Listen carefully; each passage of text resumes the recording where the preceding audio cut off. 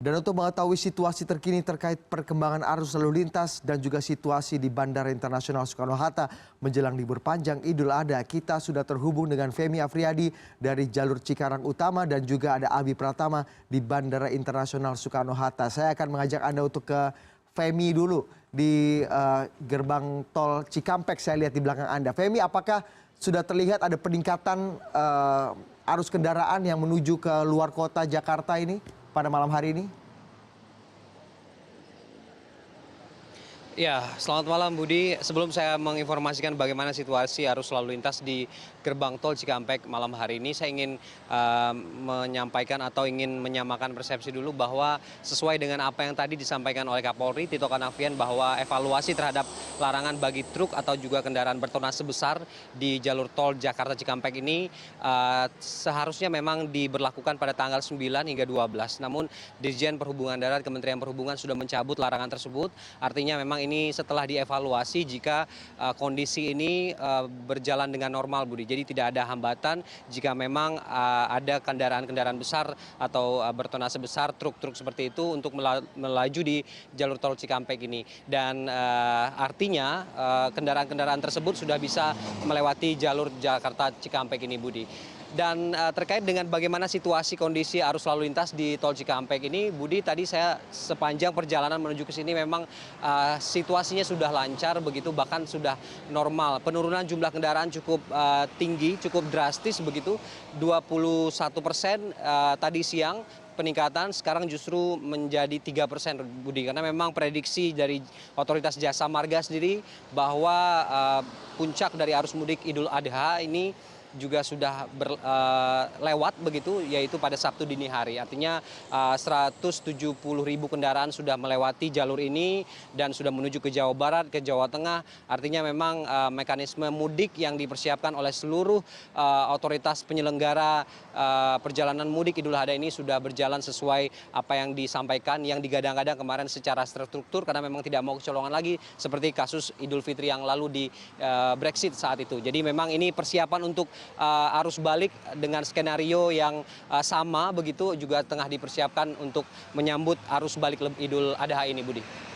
Lancarnya, tadi Anda katakan lancarnya arus mudik saat ini dari Jakarta menuju kota-kota di Pulau Jawa ini berlangsung dengan sangat lancar, tidak seperti Idul Fitri beberapa waktu yang lalu. Apakah faktornya lebih banyak karena memang kuantitas para pemudiknya yang juga sedikit, atau memang betul-betul rekayasa dan persiapan dari otoritas terkait untuk mempersiapkan arus mudik kali ini sangat baik sehingga tidak ada kemacetan yang luar biasa bahkan?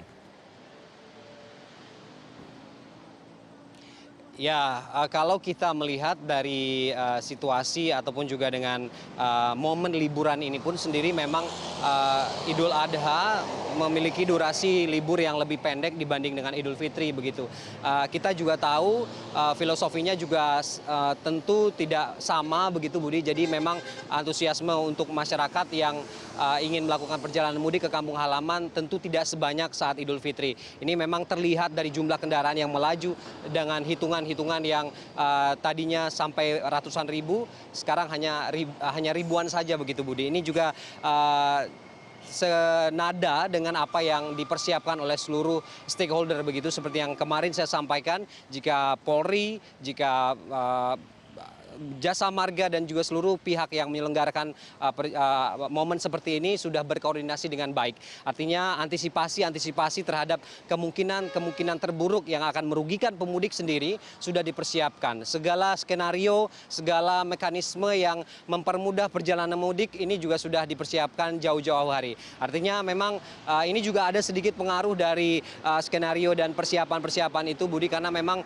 kita melihat walaupun ini juga hanya momen Idul Adha, tapi seluruh aspek juga dilihat. Karena memang ini juga berkaitan dengan libur akhir pekan, sehingga tidak hanya fokus pada libur Idul Adha saja. Jadi memang ada pengaturan-pengaturan khusus yang diberlakukan oleh Polri khususnya dan juga Jasa Marga sendiri untuk memperbaiki layanan mereka bagi para pengendara yang menggunakan jalur ini, Budi. Tapi Anda melihat sendiri sepanjang jalan tadi Anda dari Tendean dari Jakarta menuju gerbang tol Cikampek, Anda melihat ada eskalasi penempatan pasukan atau petugas yang lebih banyak dari biasanya, Femi?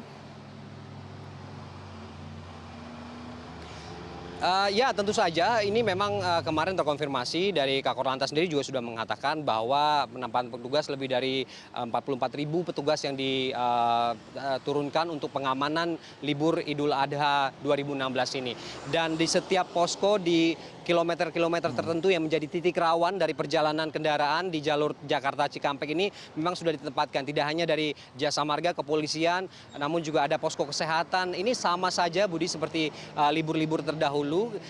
Ini memang menjadi salah satu antisipasi agar memang kondisi-kondisi yang tidak menguntungkan bagi para pemudik ini tidak terjadi. Jadi memang sama saja dan ini akan berlangsung, skenario ini akan tidak berbeda dengan saat nanti pemudik akan kembali ke ibu kota begitu Budi. Jadi akan tetap sama saja, tidak ada pengecualian dari skenario yang sudah diberlakukan saat mudik dengan nanti balik begitu.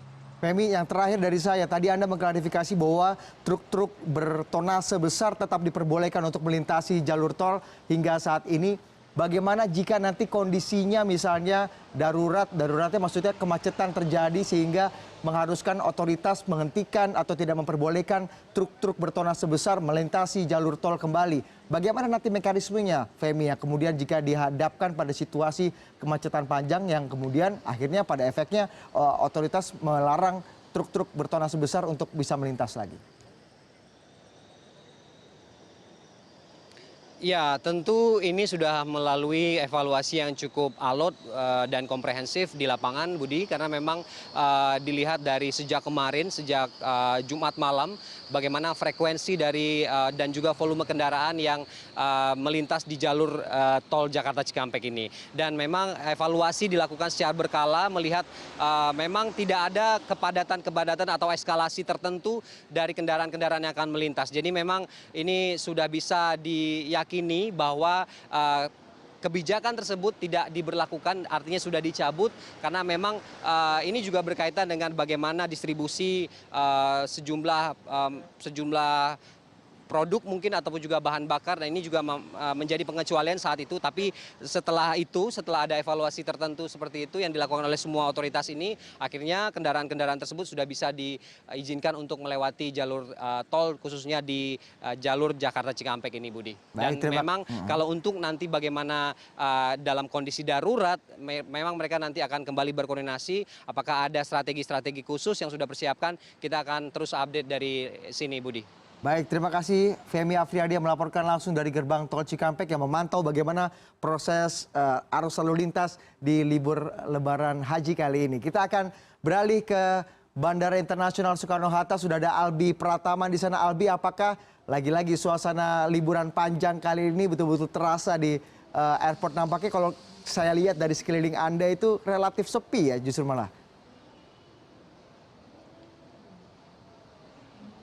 Ya, selamat malam Budi. Benar sekali, memang situasi di Bandara Internasional Soekarno-Hatta di hari libur menjelang Hari Raya Idul Adha 1437 Hijriah. Pada malam hari ini bisa saya laporkan kondisinya bisa dikatakan sepi dan bahkan lebih sepi jika dibandingkan dengan hari-hari kerja biasa. Seperti itu Budi. Dari pantauan saya memang sejak siang hari sampai dengan malam hari ini, kepadatan di Bandara Internasional Soekarno-Hatta khususnya di Terminal 1 yang memang melayani rute penerbangan ke sejumlah wilayah di Indonesia seperti Jawa, Kalimantan dan juga Sumatera, ini terjadi pada pagi hari dan juga sore hari tadi sekitar 1 jam, sekitar pukul 16 sampai dengan pukul 17 waktu Indonesia Barat saja. Tetapi selepas itu sampai dengan saat ini cenderung lebih lengang. Dan pemandangan yang serupa juga terlihat di Terminal 2 yang memang melayani rute penerbangan baik itu domestik ataupun internasional, juga tidak berbeda jauh dengan yang ada di Terminal 1 ini. Dan beralih ke Terminal 3 justru jauh lebih sepi dari dua terminal yang ada, yaitu Terminal 1 dan juga Terminal 2. Dan memang dikatakan oleh pihak Angkasa Pura sebelumnya diprediksi akan ada peningkatan sekitar 10 sampai dengan 12% pada libur Hari Raya Idul Adha ini. Tetapi sejauh ini kenaikan ataupun pergerakan penumpang di Bandara Soekarno-Hatta tercatat baru sekitar 5% saja. Dan mana ini paling banyak justru terjadi pada Jumat malam tadi sampai dengan Sabtu pagi hari tadi. Begitu Budi. Albi, jika tadi Anda katakan bahwa memang peningkatannya tidak terlalu drastis ya, cuma 5%, bahkan saat ini situasinya cenderung sepi saja di Bandara Internasional Soekarno-Hatta. Tapi kalau kita lihat apa yang disiapkan misalnya oleh otoritas terkait di Jalan Tol Cikampek yang sangat siap dengan infrastruktur, rekayasa lalu lintas dan juga posko-posko. Bagaimana dengan di Bandara Internasional Soekarno-Hatta sendiri? Ya, terkait dengan Bandara Internasional Soekarno-Hatta sendiri, dari pantauan saya memang tidak ada posko-posko yang disiapkan untuk menyambut libur panjang pada akhir pekan ini, khususnya untuk menyambut Idul Adha. Tetapi pihak Angkasa Pura sudah memberikan persiapan terkait dengan pasukan dari aparat keamanan dari TNI, Polri, dan bahkan dari Aviation Security sendiri yang berjumlah sekitar 390 orang yang disebar di sejumlah titik-titik yang ada di seluruh terminal Bandara Soekarno-Hatta untuk menjaga keamanan di sini.